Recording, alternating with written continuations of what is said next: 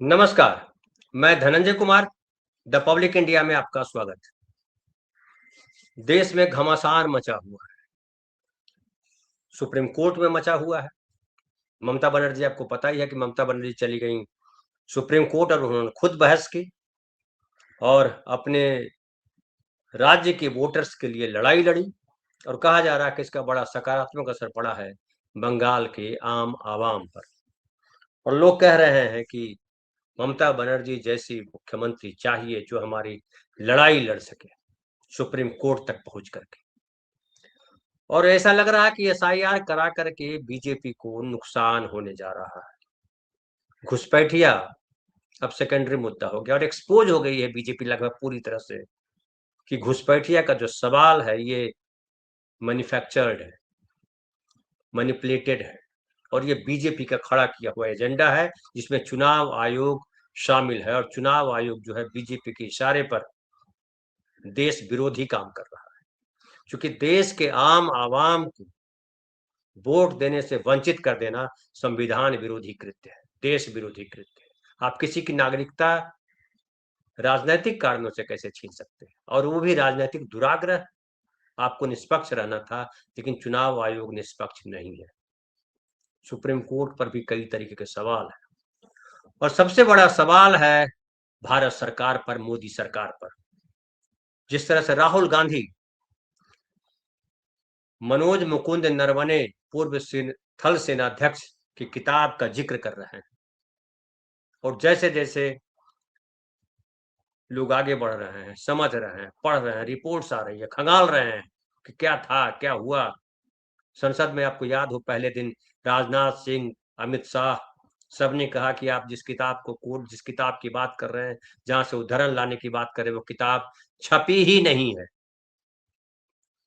राहुल गांधी ने कहा कि किताब नहीं छपी है तो मैगजीन में छपा है, उसका उदाहरण देता हूं, लेकिन मैगजीन में भी छपे होने पर भी लोकसभा अध्यक्ष ने परमिट नहीं किया, राहुल गांधी को बोलने नहीं दिया है।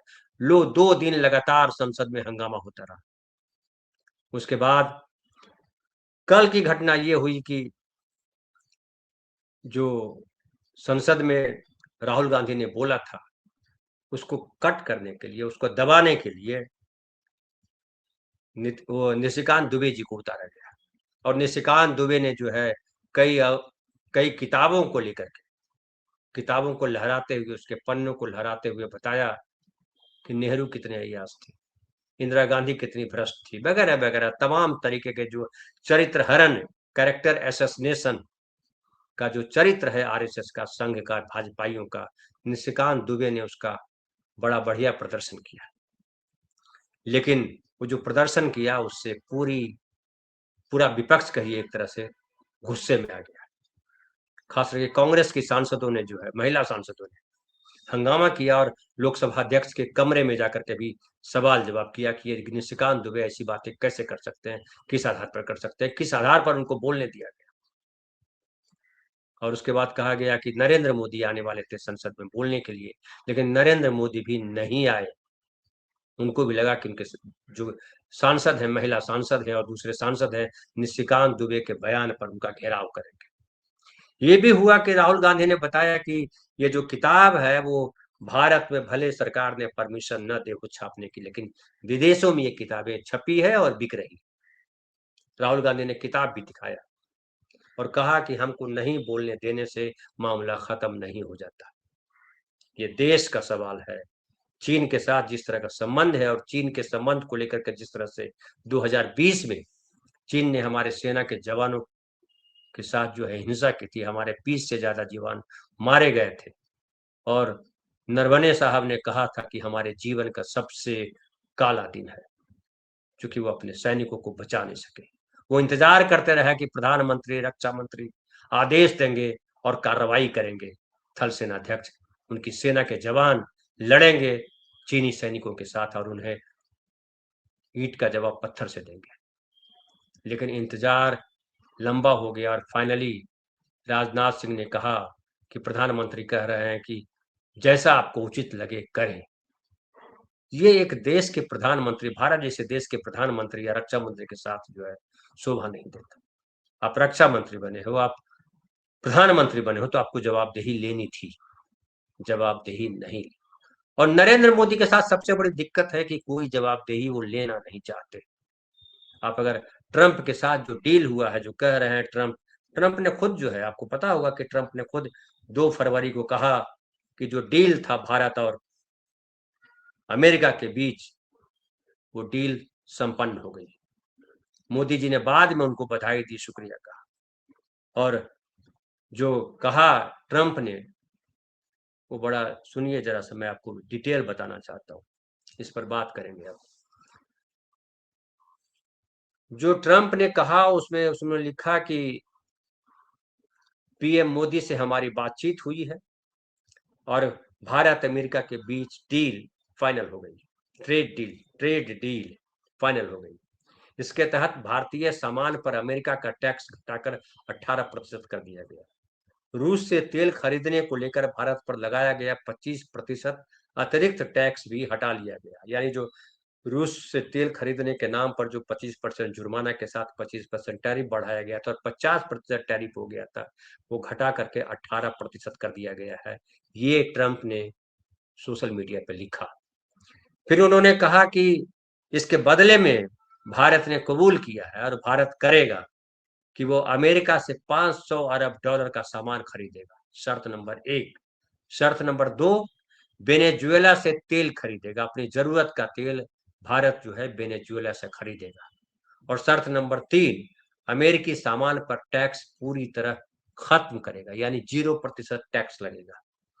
हालांकि भारत सरकार अभी भी इस पर कोई चर्चा नहीं कर रही है। खुद नरेंद्र मोदी ने कुछ नहीं कहा, केवल शुक्रिया कहा। पीयूष गोयल कह रहे हैं कि हमने डील क्रैक कर ली और 18% टैरिफ ले आया और पाकिस्तान से 1% कम है। गटर मीडिया, सारे भक्त खुश हैं कि हमने अमेरिका को झुका दिया।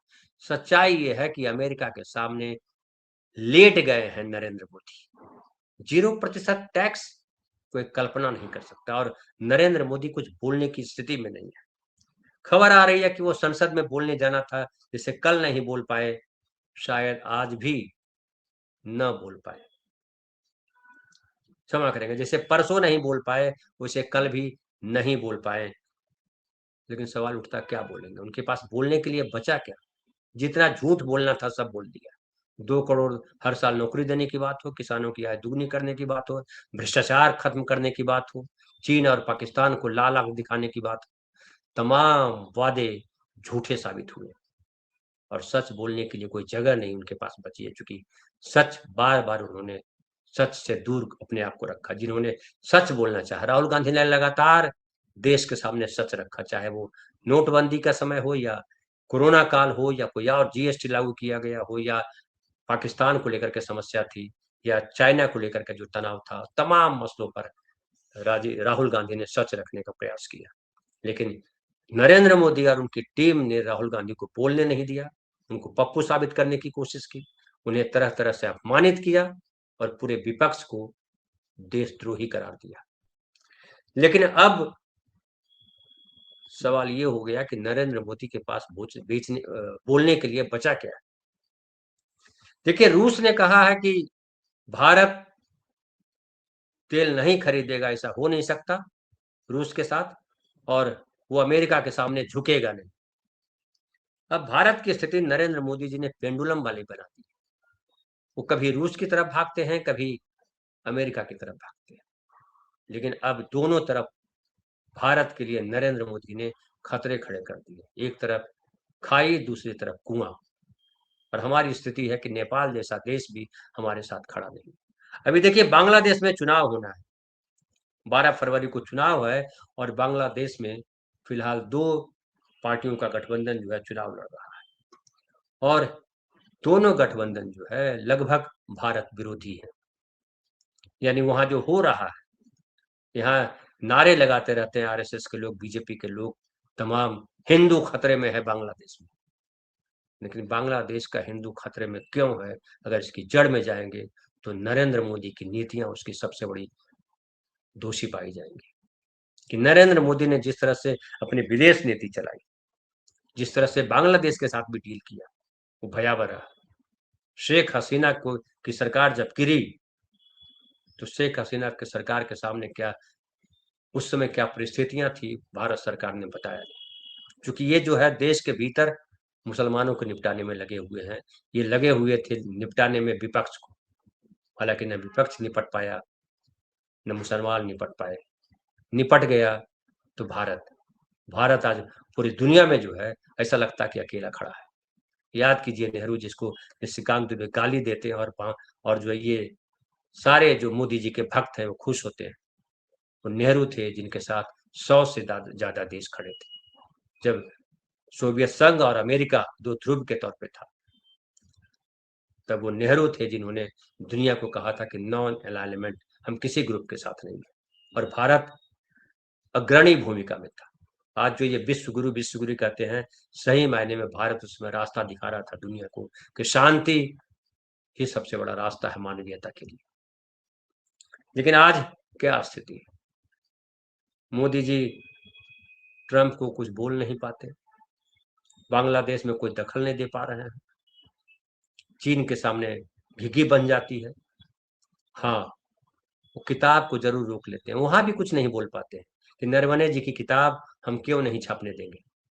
1 साल से ज्यादा का वक्त हो गया और नरवणे जी की किताब रक्षा मंत्रालय में फंसी हुई है। सरकार क्लियरेंस नहीं दे रही कि छापा जाए या नहीं जाए, और छापा जाए तो किन किन बिंदुओं को हटाया जाए।